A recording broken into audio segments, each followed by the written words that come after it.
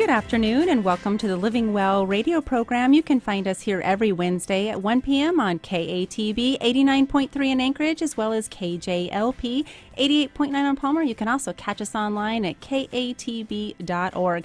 My name is Cammie and I'm here with my co-host Betty. How are we doing today, Betty? We are doing very well. We have our coffee and once again we brought our blankets. Yes. In case it gets cold again. Boy, we have learned and we have got that down now. That's right. Right. We are so excited to be joined today with a couple of homeschool moms, and we're going to be talking about all things homeschool and the homeschool life. So we have got Elizabeth Daldrup here in the studio as well. Is it okay if I say your last name? Now people are going to look you up on Facebook and stuff. That's totally fine. And then we have Amanda joining us as well. So we are excited just to grill these girls and ask them a little bit about homeschool life and what they've learned, and hopefully provide some useful information to those that might be interested in exploring that as an option. Let's just get started, and you guys just, one of you answer, both of you answer as we kind of ask you questions, and we'll see what you guys have to share today. Tell us why you chose homeschool. What was it that perked your interest, and why did you decide to go that route? Well, I think Amanda and I have actually, we were discussing, we're kind of the yin and the yang as far as we homeschool both like goes. control. Yeah, except in the control issue, yes. But for different reasons. I'm a public school prodigy, as well as my husband. It was never in my intent to homeschool. However, I felt the Lord laid it upon my heart, and kind of came about in a weird way. I was in Peru. I was working full-time on a mission trip with my son, and a lot of stuff was revealed to me as far as seeing what I was choosing over spending time with my sons. It was like one day I woke up and they were 7 and 9, and I was becoming more of a taxi service to pick them up from school, take them to a sporting event, take them home, feed them, homework, to bed, to school, and knew something needed to change. We're the opposite. We had always planned to homeschool, and it worked better for our schedules. My husband was in construction, so if we wanted to do anything, it couldn't be over summer break, and we just felt like God has entrusted these children to us, and not just to take care of them and to raise them, but also their education, and so we homeschool. So how many children do you have, and what grades are they in? I have 3 girls. They are in 5th grade, 4th grade, and a 3-year-old. I have 3 boys. Mine are 12, 10, and 6 months. And if you ask my kids what grade they're in, my 7th grader is pretty sure he's in the 7th grade. My 10-year-old has no idea. And Tobias is just, my 6-month-old is along for the ride. So I love the different stories and the different approaches to why you guys did homeschool. So tell me, Elizabeth, how did your children deal with that transition? Because obviously it was kind of an abrupt decision. Tell us a little bit about how they transitioned into being homeschool students. They were actually really excited about it, probably more so than I was. I would love to say that I was the good Christian woman and totally heard God's voice and said, we're doing this, but I fought it. Originally, when I decided to pull them out, they were going to private school at the time, and I had found a teacher to homeschool them. So I would still get way more time with my children. She would school them 3 days a week, and God saw better for me than that, and that didn't work out, and that was okay. They were very excited. I have one who every once in a while says, oh, do I want to go back to school? And we have real conversations about that. And then my 10-year-old, however, the thought of going back to school does not interest him at all. And he's my social one. So it's definitely different dynamics within my family, but I'm very excited about it. They get to do things, they get to spend time with us, and my husband's military, so we get to go home when we want to go home. If daddy's going TDY somewhere, we take a week off. If we have a chance to go on vacation, we pick up and we go. And sometimes that means schooling it over the summer a little bit, or during a break when public school or private schools are out, but they see the benefit. I know all 4 of my children graduated from a private Christian school, but during those times I homeschooled my 2 youngest. One loved it, one hated it. I loved it. What do you do? One of my biggest concerns when I was homeschooling was making sure that my children had time with other kids their age. What do you do to make sure that your kids are are socially. They're social with their friends. They spend time with other kids. Well, and because that's one of the biggest concerns about Yeah. doing homeschool is that's the number one question that I get as well is, well, how do you deal with the socializing of, and of course, being involved in church regularly kind of provides that. But yes, share with us how you guys have overcome that as well. This is one of the areas where we are complete opposite, but we hang out a lot. Our kids do a lot together, and we kind of have a core group. There's several other ladies and families, and our children they're together at least once a week, if not more than that. But for me, one of the benefits of homeschooling is I can keep them away from a lot of the social aspect. I can handpick who they're around, and I know that's a lot of people look down on that. They say that's not realistic. You can't live life like that. But at the ages there are now, their innocence is only going to last so long. And I feel like if we can protect that as long as we can, then we've done our job. And they're going to have to deal with the real world for the rest of their lives. But for right now, we just we're careful about who we let them spend their time with, and they go to church, and they have activities, PE classes and music classes where they're around other children, and they look forward to them. They enjoy them. But I also know exactly who's in there. Exactly. For us, we quickly found out that we could be so socialized that we would lose time to homeschool. I'm more social. Amanda likes to be home more often. And so we don't overdo it, but we do. We were in piano and swimming, and I have a child who's gifted in wrestling and another one who's very active with volunteering and in his youth group. And so for us, we can quickly, if we don't have a good handle on it, do too much to the point of, we do monitor who they are with, but at the same time, at the ages they are, there's a fine line between letting them experience life and society while I'm there to guide them, with still having some control on to the amount. And so they get socialized quite well. That's one of my favorite questions when they say, aren't you worried about your kids being socialized? Yeah. And no, because kids are so adaptive. You put a child in a group with other children, and they instantly make friends. That's how children work. And so it's not something we worry about. So that kind of leads me to my next question. Tell us, both of you, what does a typical day look like for you? And I know that might change day to day, but on average, what does a day of homeschooling look like? A typical day, we get up, we do breakfast, we do Bible and music, and then I will do math with one child while the other child is working on their history reading, and then I'll switch and do math again. And for the two children we homeschool, on a bad day, we're still doing school at 1:30, but for the most part, we're done by lunch. Mm-hmm. And that's our goal, because by 1:30, I'm done. Whether or not they're done, I'm done. How about for you, Elizabeth? A lot of people, I don't think there's a right or a wrong answer. I think you have to fit it to your family. Sure. Mine's adapted this year with the addition of a baby. We used to start at 8 a.m. Now we start when I'm done with the baby. And so, but they get up, they play piano, we eat breakfast, they do their quiet time, they spend their time with the Lord. And then we, usually from 8 to 9, they work independently. And usually about 9, I'm downstairs, and we get started. We go through the day and we get through our subjects. Some days we get through them all. Sometimes we don't. Some days we're just really hitting on a topic that we do 2 or 3 days work because they're interested and I have their focus. Mm-hmm. And to switch subjects could ruin it. But it kind of varies. It's totally adapting in my household right now. And I've got, my older one wanting to start taking some online classes, which great if that's what he wants. And I have a younger one who would space off more sometimes, but, and has different interests. So we go through our subjects, and then usually my husband will come home and ask them how their day was and try to go through some of it. And some days it doesn't happen. And the next morning I'm like, we just kind of start all over again. It's just kind of an evolving thing, isn't it? One of the things that I loved about homeschooling was it was very adaptive to my schedule. And we took 1 day a week off because my daughter took swimming. And that was always my day that I used to go shopping, buy my groceries. If I had to go to the bank, that was the one day that I made sure that I had that. Do you do that? Do you ever take a day off through the week There's things that moms have to do. We have to go to Costco, and we have to buy groceries, It's funny that you mentioned that. Swimming is our Costco day. And so my kids love it. They get to, go around on the samples, and it's kind of funny. If you go to Costco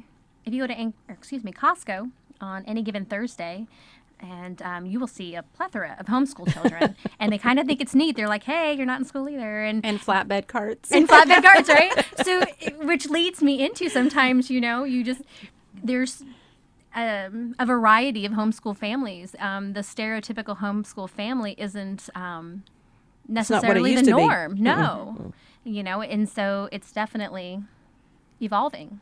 And we school on a 4-day schedule, so my husband has every other Friday off, and just when he's home, we don't get anything done, so I don't try anymore. So Monday through Thursday we do school, but on Wednesdays that's our busy day. So they have piano and PE and art, and so we do math, but that's it, because we spend the rest of the day going back and forth. Have you found that some of these classes like art and swimming, they are geared towards homeschool families? Well, they are offered to homeschool families, so Swimming definitely is. It's a homeschool program that we participate in at one of the local schools here. And so I think it's nice for them and to see so many homeschool kids congregated in one area. And just like in a public or private school, they're not like everybody else, and they are like some. You see the diversity, not just in the children, but in the mothers. Some do it for religious reasons. Some don't. Some do it because their child had problems in school, whether it be a learning disability or behavioral. And so it doesn't, it's not for everyone, yet it is for everyone, if that makes any sense at all. There's not one reason to do it, but there's, not one reason not to either. How did you choose what classes, what subjects to teach your children? For me, I'm probably a little bit more hard in the subjects I didn't do well in. My kids, I drill math. I'm not the strongest in math. And so I want more for my children. And so, of course, we do our core subjects. We do our math and our English and our social studies and our science. My favorite thing about this is being able to choose from what perspective, whether it be a Christian perspective, a young earth, or an old earth. You get to choose your curriculum. You know what your children are studying, so you're able to actually integrate their life around that. Basically, you can be driving down the highway and say, hey, my son will say, hey, that reminds me in science today when we were talking about internal external testing, and you say, wow, they get it. And maybe they did that before, but I didn't know what they were learning in school, therefore I had no idea what they were applying. And we do the core subjects. We do math, English, history, science, Bible, music. How we pick exactly what we study, sometimes we let the kids have a little bit of say in it. Last year we studied U.S. history. This year they wanted to study U.S. history again. With it being an election year, we took more of a civics approach, and next year we'll do more of an Eastern culture history. Math and English we drill hard because I feel like those are subjects that build on top of each other. So we will rarely miss a day of math and English because I don't want them to forget what they've learned or fall behind. Whereas history and science, it's kind of easier to skip around and learn new things. And Alaska is unique, and we can't really walk out in the middle of January and take a nature hike and pick up leaves like it would say in a curriculum. So we have to work around that. Which kind of leads me into one of the best pieces of advice I received with homeschooling was don't be afraid to stop a curriculum. With my type of personality, I bought it. It has 120 lessons. I must do 121 because I'm going to input something into this. And so to be able to say that's okay, you don't have to finish it. So we started Eastern Hemisphere for history, and we made it to about Christmas, and it wasn't my favorite. It wasn't their favorite either. And with it being an election year, we stopped and we said government and civics. That's where we are going to concentrate on. And it's been neat. My kids will turn on and they'll say, ooh, the debate's on, and so to see them have that interest in that or to understand politics and economics or things like that, it's just, they wouldn't normally offer that until high school, but this is the election year. Will we cover it again and in more in depth? Probably when they're in high school, especially if it's an election year. But for them to see how our choices affect things and the process in which it happens is amazing. How do you find things that are available for homeschool students, like the swimming classes, the PE classes, the art classes? Is there a website that you go to? Is there somebody that you talk to? Is there a charter school that has all these listed? A lot of it's networking, talking to the right people, and they'll say, oh, I've got my kid in this class. And some of it is being involved in a charter school. Some of them are a little better connected than others. They carry lists of classes that are available, but a lot of it is word of mouth. I think word of mouth has been my most successful way of finding classes. I am part of a charter school. I'm actually part of 2 charter schools because I have one child in one and another child in another. Kind of the best of both worlds of what one offers. Next year, I'll be combining them into one charter school, making things a little bit easier.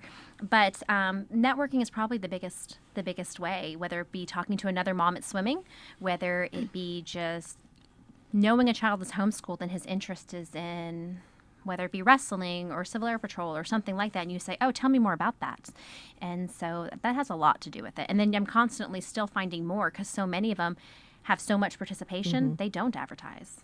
So what would you say to the mom that might be wanting to explore this as an option that isn't well networked and plugged into our community? What would be a good starting point for her to start researching this as an option? Just ask questions. There are a lot of homeschoolers in Alaska. There's a big support system for them. And I think you could call most of the charter schools and ask them for a list without having to get involved if that's not your thing. Most of them are very happy to share their resources. Is there a Facebook page or anything that kind of brings this community of homeschool moms together, or dads for that matter? There are a few Facebook pages. Most of your Facebook pages are going to be part of a charter school. There's Alaska Homeschoolers, Alaska Homeschool Garage. They're both on Facebook. You can get on there and ask questions, and you'll get many different opinions and answers. And not only that, Google was a good start when I started, and I couldn't believe how much. I was very overwhelmed when I started because there's so many options. It's scary. You don't want to fail your child, and you want to make sure they grow up educated, not just academically, but socially, and for our family, biblically. Like, we want to, instill the love of Christ in them and how that lives out and how that plays out, not just in our home, but with unbelievers. And so we live on a military installation. There's all walks of life there. My child needs to know how to show love to the unbeliever as well as to the believer. And being homeschooled, sometimes they are looked at differently. And so it's always best when they know my child before they say, oh, you're homeschooled? Because that does there still is in the military community somewhat of a stigma to like, oh, that's that homeschool family. Until my kids are playing outside at 1 o'clock, and then they're like, oh, that's that homeschool family. They get to play, or they get to do different things. One of the most difficult transitions for us in moving into doing homeschool was letting go of the conventional aspect of what school is and feeling like you're doing something wrong because you're not duplicating exactly what takes place in the 4 walls of a school. But then at the same time, enjoying the flexibility of that. What's one of the most unique ways that you guys have applied school to maybe just life application or some sort of an activity that your homeschoolers have done? For my boys, they like to we went on a hike one time and they found dead fish, which turned into we were doing anatomy and physiology. And while we were doing it on the human aspect, they like to see the innards and they like to explore in those ways. So I think it's been a lot of our unique ways have come accidentally. Whether they see something and they say, hey, let's learn more about this. And then we kind of pause where we're at and say, okay, you know what, tomorrow we are going to look up and we are going to do something. That was harder for me because my personality is, this is my plan. And this is what we're going to do. So for me, the most freeing thing has been to put my lesson planner book down or to write it in pencil because I don't like to scratch through and I don't like to see things crossed out unless it's because it's completed. And so the biggest thing for me has been to know that it's okay to change. And just sometimes math comes in the form of we don't have tax in Anchorage, but we go to Palmer and they get to see, tax because tax is foreign to my kids. Or we go home, why isn't it just $1? Well, because there's tax. So sometimes life, I think, is the best. Absolutely. I think one of the funnest things we've done with our 8th grader this year is teaching him kind of the business aspect of math. And he's doing a little lawn business, but teaching him what is the cost of goods to do your business and what is the actual profit, and teaching him, net and gross and just real life application. And it's amazing how homeschool does open up those opportunities, because not that you can't do those things if your children go to, a regular school, but it just would have a big time impact to implement You're more those aware. things. True. Absolutely. I know that you two hang out a lot with your families, and you have other homeschooled families that you do things with. Would you share with our listeners some of the things that you do as a group, like during the holidays? If you're in public school or in a private school during these times, there's usually Christmas parties or fall festivals or Valentine's parties or maybe field trips. So what do you do to kind of make up for that? Amanda's a planner. We do all of that. Yeah, Amanda's a planner, and she puts on a party like you have never seen. And so it doesn't matter if it's for homeschool. We will be well fed, it will be well organized, and it will be well decorated. And so And they have a blast. They do. And the moms have a blast because that's Amanda's forte. And so she'll say, you bring this. Great. I don't have to think about it. I'm going to show up with my kids, with my dish, and with whatever else you need. And we have a really good time with that. Yeah, we plan, like, what did we do this year? We did a Thanksgiving and a Christmas party and Valentine's and Gift exchange. gift exchange, and then they, they sent cards to, not the homeless, but they sent cards to some burn victims for Christmas, and they did a gift exchange, and we did potlucks, and they had arts and crafts and games, and we try to have something for every age group because we had kids there from 9 months to 14, and that's a lot of kids to plan for. But How many kids do you have on average? Oh goodness, what, 27 is about what we had with everybody? About 27 kids. Well, now there's going to be 28 because I'm going to start coming. Right, exactly. Or we hear afterwards, how come you didn't tell me about that? And then we just look at each other, we're like, wow, because you forget. It's just, the homeschooling community is much larger than you think. It's much more forgiving than you think. Because on appearance sake, it's just like women do with anything. Oh, she's got it all together. There are days I show up in Amanda's in my yoga pants and a hoodie. And I say, I don't want to do this anymore. And I just feed her and say, come on in. Come on in. You can do this. It's okay. Just change. Just stop. Or, your curriculum or whatever the problem is. And sometimes it's okay to know just some days are just like that. Yeah. Have you ever thought about being a part of a co-op or starting a co-op? No. I have looked into some co-ops, and it's the ones we have looked into are not for us. I like a lot of structure and control, but we have talked about starting one. It's just a place to hold it. And I think naturally, we kind of have a naturally or more organic type of co-op, at least our networking system, our group of friends. I did join a co-op once, and I never went. And so, but I paid. And so it just wasn't for me. I went to a couple of the events, like social events and stuff. And then when it came time to it, it wasn't for us. It held me down too much too, having to do or be there or do that. Would I consider it when Tobias is of school age? Possibly. But it's not for where we're at in our life right now. So do you ever take turns and swap off different subjects to help each other out? oh yeah, we pass curriculum around like crazy. Or did you mean like teaching for... Teaching for each other. We tried that once. And then when our children are together, We because they're homeschooled, they're not around other children every day. So when they are together, they want to talk and play and hang out, and there's nothing wrong with that. So, Okay, but we have to be honest on that as well. It might not have been, we might have sat down with a cup of coffee and been like, yeah, in a minute. And later they're like, aren't we doing English? We brought all our books.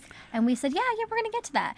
And we even went so far this year as to be really smart moms. And we thought we're going to buy the DVDs so our children can watch and learn about English, a writing program. And we are going to drink coffee and socialize. they were so boring, we turned them off. We were like, we can't do this. You all don't have to do this. No, this isn't going to work. And so now when I say we're going to Miss Amanda's house to do whatever, for example, our children sometimes play duets together with piano. And so we went over to practice one day, and when my kids got in the car, he goes, I told you we weren't going to practice. And I was like, wow. And he's like, well, it was kind of like English. We decided, you said bring all your stuff, and you drilled us that we were going to work. And then you, Miss Amanda, started talking, and we just played. And that's okay, too. And my kids are around kids very often, but they really enjoy being around Amanda's kids. And then it's in a setting like, there's a couch. So where my kids are usually at the playground or at a youth center around kids, they're like, wow, the TV's on during the day, or, and it's funny because It's Amanda, not usually it's not on usually during on the during the day. day. So I think when her kids come over, my kids were like, oh, we can turn the TV on. So It's just funny because they know when the noise level gets loud, we try to quiet it down. And, just like any normal family, a movie can do that. When you get 6 or 12 or 15 kids in any one house, it gets loud fast. So But what I hear you girls saying is that it's equally as important for the moms to be socialized, if you will. think We're it's always more concerned important. about the students, but really you guys need to network with each other and have that outlet as well. yeah, I agree. I think it's just as, if not more important, for the parents to be happy, because if the parents who are homeschooling their children aren't happy, then the children are going to be miserable. So, and we do have a strong support group. I think that's very important too, whether it comes in the form of a co-op or friends or Facebook or whatever. You need a strong support group.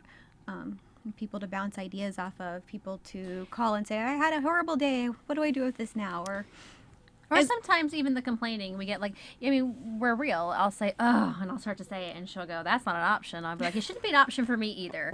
And we do kind of keep each other in check. But one thing I wanted to say is part of our group, too, some of them have kids that go to school, but maybe they're younger, preschool age, or just, it's very diverse, and so, yeah. I know that I put on Facebook that we were going to have a show about homeschooling, and I asked for questions. And one lady wrote in and said she wanted to know everything. I didn't know how to respond to her. I saw that comment, and I wanted That's to a be hard like, place to start. so what do you mean? Let's have coffee. Like, Give me that bullet kind of- points. Yes. Well, I think it's more they're trying to decide if they want to do it. Some of the struggles that you face, but also some of the rewards. I mean, Oh, definitely. I think you had asked us one time, what's the hardest part about homeschooling? And without thinking, and it wasn't meant to be funny, we said, Being with the kids all day. and then you said, what's the best part, right? Being with the kids all day. Being with the kids all day. That is the best and the worst part of it.